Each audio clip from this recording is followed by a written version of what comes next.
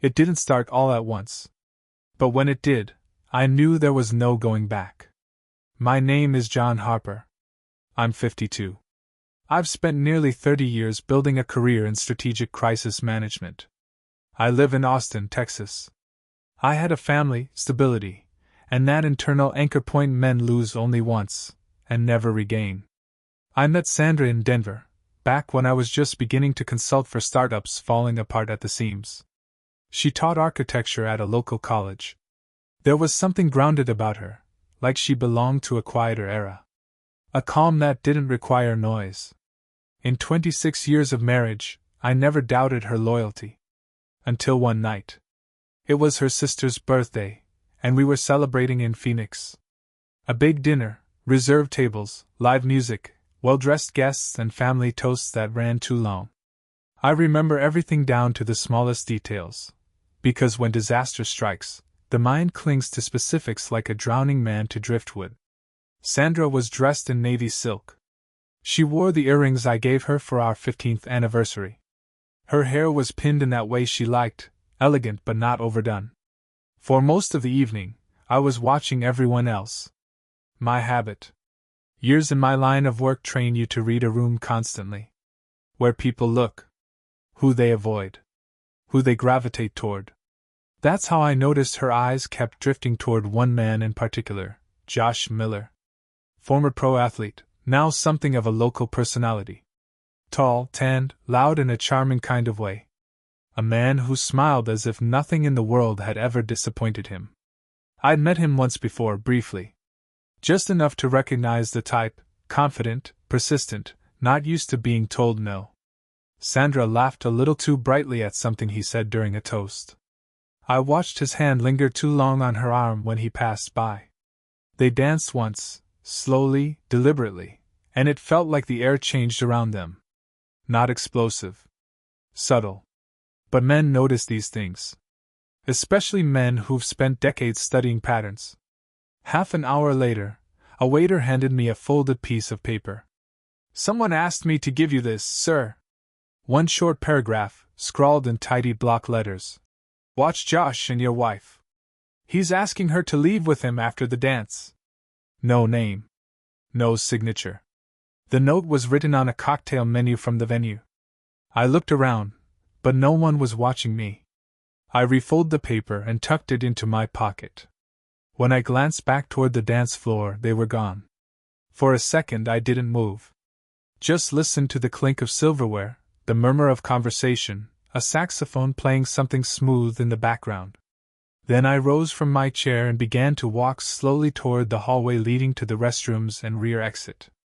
There, in the corridor near the back, I caught sight of them again. Not dancing. Talking. Close. Too close. Her hand rested on his chest. His leaned into her ear, speaking low. I knew then, this wasn't just a flirtation. This was a line, and she was one step from crossing it. I stood for a moment longer, watching from the shadows of the hallway. My breathing was steady, but something inside me had shifted. That cold, silent pivot a man feels when the world he built quietly begins to fracture. I stepped into the light. She saw me first. Her expression changed, not guilt. Alarm. Like a child caught doing something selfish, not evil. Josh turned slowly, clearly less fazed. He offered a smug smile. He said, "Evening, John. Sandra and I were just talking about how great this place is." I said nothing. Just looked at her. She said, "John, I needed some air." Josh was just being polite. I answered, "Then why'd you walk past the balcony and toward the back exit?" She hesitated, then looked at Josh. "That was enough." I said, "Let's go." Josh took a step forward. He said, "You know, John, maybe give her a minute. She's a grown woman." I looked at him directly for the first time. Not with anger. Not with panic. Just clarity. I said, "This isn't your business." He shrugged, raising both hands. She followed me back to the table, her arm brushing mine like she expected reassurance. She didn't get it. I didn't speak until we were back in the car, the party behind us. She said, "That wasn't what it looked like." I answered, "You're right. It was worse." The drive back to the hotel was quiet. I didn't ask questions. I didn't shout. I didn't accuse. I already knew more than enough. What mattered now wasn't emotion. It was clarity. Response. Execution. That night, while she slept, I didn't. I sat in the chair by the window, staring at the lights of Phoenix bleeding into the desert. At 3:47 a.m., I started writing down names. Bank. Lawyer. Realtor. Accountant. Safe deposit box. Timeline. 48 hours. Not a war plan. A transition. I wasn't going to beg. She'd just shown me who she really was. And I wasn't going to waste a second trying to resurrect a version of her that had stopped existing sometime between the dinner and that hallway. The next morning, she acted like nothing had happened. She laughed at breakfast. Talked about taking the scenic route home. I nodded, drank my coffee, and offered a smile that said everything she needed to believe. But inside, something was gone. Not rage. Not heartbreak. Just the engine of a man who'd flipped the switch from love to logistics. She thought I was letting it go. What she didn't know was, I had already started letting her go. The flight home was uneventful. Sandra chatted with the couple next to us about hiking trails in Sedona. I answered only when necessary. In my briefcase, beneath a magazine she never glanced at, were 3 folders. One marked legal. One marked finance. One marked personal. I'd always lived by a rule: never react, calculate. Emotion clouds strategy. It was the same in boardrooms as in betrayals. Back in Austin, she resumed our routine like a well-rehearsed actress slipping into costume. She unpacked. She watered the plants. She kissed me on the cheek and asked if I wanted chicken or salmon for dinner. I said, "Whatever's easy." She smiled and said, "You're quiet. Everything okay?" I answered, "Just tired." I waited until she went to bed. Then I turned on the desk lamp in my office and made the first call, to my attorney, Russell Mann. Old friend. Discreet. Cold-blooded in negotiations. Just the kind of man you need when the house you built starts to burn. He said, "You want to file immediately?" I answered, "No. I want options. And I want to be ready before she knows anything's changed." Next morning, while she went to her yoga class, I drove to a private bank on the north side of town. I opened new accounts. Moved funds. Transferred digital assets into a secured holding trust. Nothing dramatic. Just the kind of moves that don't make noise until it's too late. By the end of the week, everything important was under my name or shielded through proxies. Our joint accounts were still intact, for now. But the pillars were shifting. She still hadn't noticed. That's the thing about certain kinds of betrayal. The one doing it believes you're too blind, or too weak, to do anything in return. She mistook my silence for surrender. She said one evening, "It's so nice having a quiet week. I feel like we're reconnecting." I looked at her. Really looked. I said, "It's been good." And I meant it. Good to know who you're really sharing a life with. Good to know the line she'd stepped toward, and how far I was now from ever forgiving it. That night, I received a text from an unknown number. "Josh has been asking around about you. Be careful." I didn't reply. But I read it twice. She wasn't the only one who thought I wouldn't fight back. He did too, and they were both about to learn how wrong they were.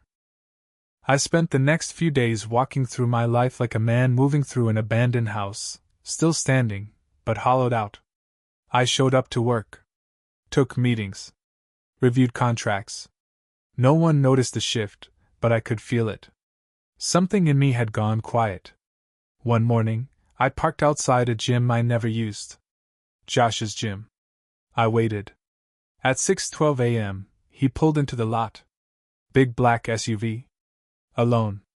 He walked inside like he owned the building. I let 20 minutes pass. Then I walked in after him. He was in the back, doing shoulder presses. I stood nearby, silent. Waited until he saw me in the mirror. He said, "Well, look who's here. You lifting today, John?" I answered, "Not exactly." He racked the weights and turned, wiping his hands. He said, "You stalking me now? That's not a good look." I said, "I heard you've been asking about me." He shrugged. "Maybe. People talk." I stepped closer. I said, "Let me make something clear. You don't ask around. You don't text her. You don't show up where she is. You're done." He laughed. He actually laughed. He said, "You think she's yours, John? That ship sailed long ago." I said nothing. Then I leaned in and whispered just loud enough for him to hear. "You're not the first fire I've put out, Josh.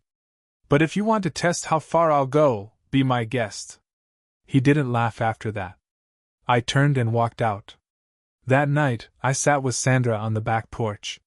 She was drinking tea. She said, "You seem more yourself this week." I answered, "Maybe I am." She said, "I'm glad. I miss this." I looked at her over the rim of my glass. What I missed was the truth. What I missed was the man I used to be before I had to watch every move like a chessboard. I spent the next morning reviewing our digital home assistant history. Voice logs. Calendar entries. GPS data synced from her phone to our shared cloud. Nothing illegal. Nothing she hadn't agreed to years ago when I upgraded the system. But it gave me the timeline I needed. 2 months. That's how long she and Josh had been meeting. Lunches. A hotel off I-35. Her pattern repeated twice a week, always mid-afternoon. She used my business trips as her alibi. It wasn't impulse. It was architecture. She had built this betrayal like one of her lesson plans. I copied everything to a secure drive. Labeled it Archive A. That night, I made backup copies and sent one to Russell. I said, "Hold this. Securely." He said, "Understood." "Do you want to confront her yet?" I answered, "Not yet. I want the final piece."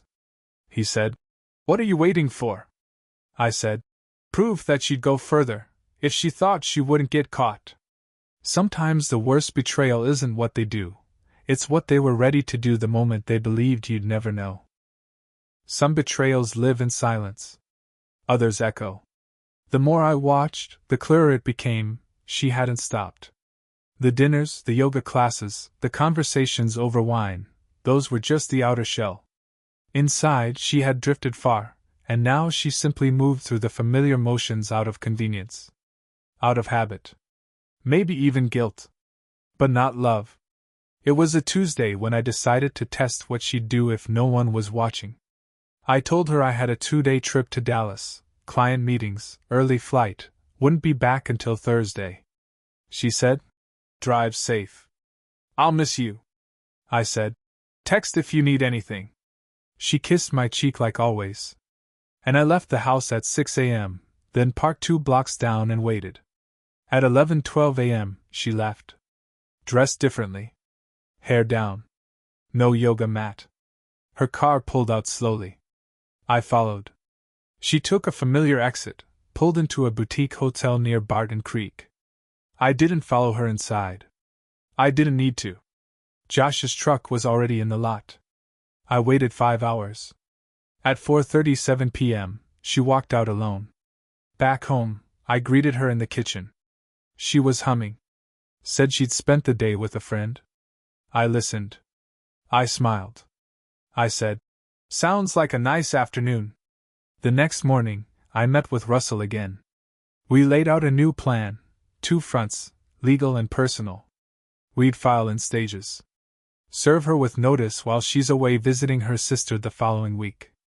In the meantime, I'd gather final documentation, and he'd coordinate with a private investigator to confirm the timeline. He said, "You still want this clean? No scorched earth?" I said, "I want it cold. No mess. No emotion. Just truth." He said, "And what if she tries to come back? To explain it all away?" I answered, "Then we let her talk. And we don't believe a word." That night, I asked her to dinner. A small restaurant by the lake. One we hadn't been to in years.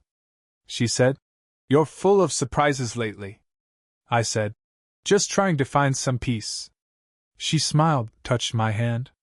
We sat through salad, then main course. I studied her the way I'd study a difficult client, someone who smiled in meetings but sank the company behind closed doors. She said, "I'm glad we're reconnecting. I know I've been distracted." I said, "It happens." She leaned in and said, "You've always been the steady one. I need that." I wanted to ask, "Needed enough to hide hotel keys in your makeup bag?" But I didn't. Not yet. Instead, I handed her a gift. Small box.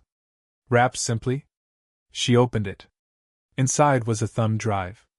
She said, "What's this?" I said, "Something for when I'm not around. Just memories." She smiled, visibly relieved. I saw how easily she accepted the lie. And it confirmed everything. That night, while she slept, I finished the last letter. A message to her, not angry. Not bitter. Just honest. It would go with the documents. With the footage. With the printouts. And with the keys I'd left on the counter. The real betrayal wasn't what she did, it was how easily she believed I'd never find out. That I'd never act. That I'd stay still while she unraveled everything we built. She was wrong. And tomorrow, she'd learn just how wrong. The day I left, the sky was clear. No drama. No raised voices. Just stillness, the kind that comes before a storm when everything knows change is coming. Sandra was supposed to fly out that morning to visit her sister in San Diego. She packed the night before, kissed me goodbye at 6:15 a.m., and drove herself to the airport. Or so she thought. But the cab that picked her up was mine. Russell had arranged the rest. I watched her through the blinds as she stepped into the car, wheeling her suitcase behind her like a woman with nothing to fear. I waited until she was gone, then stepped into the kitchen and placed a single envelope on the table. It held everything: the letter, the legal filing notice, the list of asset transfers, and a copy of the footage from the hotel. One drive. One statement. No threats. Just truth. Then I left the house and drove to a property I'd bought months ago under a trust name. A quiet place near Lake Travis. One story, big windows, no memories. Just space. Russell said, "She's going to panic." I said, "She should." That evening my phone rang 5 times. I didn't answer. I let her hear the dial tone. I wanted her to feel the silence I'd sat in for weeks. By 9 p.m., she sent a message. "Where are you? What is this? I'm so confused. Please call." I didn't respond. By midnight, another text. "I just got home. What is all this? Please don't do this. We can talk." We already had. She just hadn't heard me. The next day, Russell called. "She's reached out. Asked for a meeting. Wants to understand what this is all about." I answered, "She's entitled to one meeting. That's it." We arranged it at his office. Neutral ground. Professional space. No emotions, just resolution. She walked in late. Her face was pale. The confidence, the carefully managed appearance, it had slipped. She looked at me like someone searching for a lifeline they'd thrown away. She said, "John, I don't understand." I said, "Yes, you do. You just thought I never would." She started to cry. Said it meant nothing. Said she made a mistake. I said, "You made 27 of them. I counted. 2 months. Same hotel. Same man. That's not a mistake. That's a pattern." She said, "You don't have to do this. We can fix it." I said, "You broke it quietly. I'm ending it cleanly." She reached for my hand. I didn't move. Russell slid the papers across the table. She said, "I never stopped loving you." I answered, "You just stopped respecting me." We signed. No drama. Just dates, initials, notaries. She left first. The office door shut softly behind her. I stood by the window for a moment, looking out at the parking lot, the sun catching the windshield of her car. And for the first time in weeks, I felt still. She thought I'd come undone, that I'd unravel when she walked away. But I didn't fall apart, I rebuilt. And the man who stood in that office wasn't her husband anymore. He was something far stronger. In the weeks that followed, I didn't look back. Not once. That might sound cold, but it wasn't bitterness. It was clarity. The kind that comes after a long, sleepless winter inside yourself. Sandra moved out of the house within 10 days. She left some of her things, books, clothes, an old framed photo of us in Santa Fe. I packed them all into a box and had it delivered. I didn't include a note. She texted once after that. "I hope someday you can forgive me." I didn't reply. Forgiveness isn't something you owe to someone who wagered your trust against their impulses. Instead, I turned inward, focused on what remained. My work. My integrity. My future, whatever shape it might now take. At first, the silence was deafening. The evenings felt too still, the bed too wide. But slowly, new patterns began to form. Mornings at the lake. Long drives west toward Fredericksburg. Dinner alone, sometimes with a book, sometimes just the hum of the fan overhead. And something else began to emerge too, an understanding. I hadn't failed as a husband. I'd stayed loyal. I'd remained steady. And when the illusion shattered, I didn't spiral. I acted. Friends began to reach out. One by one, they'd heard or guessed. Some offered sympathy. Some offered questions. A few quietly admitted they'd suspected something for months. One evening, my friend Will said, "You handled this like a machine, John." "I would have lost it," I answered. "Losing it would have given them power." He nodded. Said nothing for a while. Then added, "You didn't just walk away. You dismantled the whole thing without breaking." That stayed with me. Because that's the part they never show in movies. The stillness. The composure. The strength of walking away with your dignity when it would have been easier to scream. Sandra, I heard, had tried reconnecting with Josh. That didn't last long. I wasn't surprised. What's built on deception rarely holds. One afternoon, I passed by our old favorite restaurant. I didn't stop. But I looked through the window. The same corner table was there, untouched.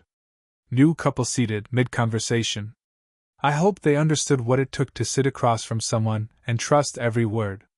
The house eventually sold. I didn't go back inside. The real estate agent handled everything.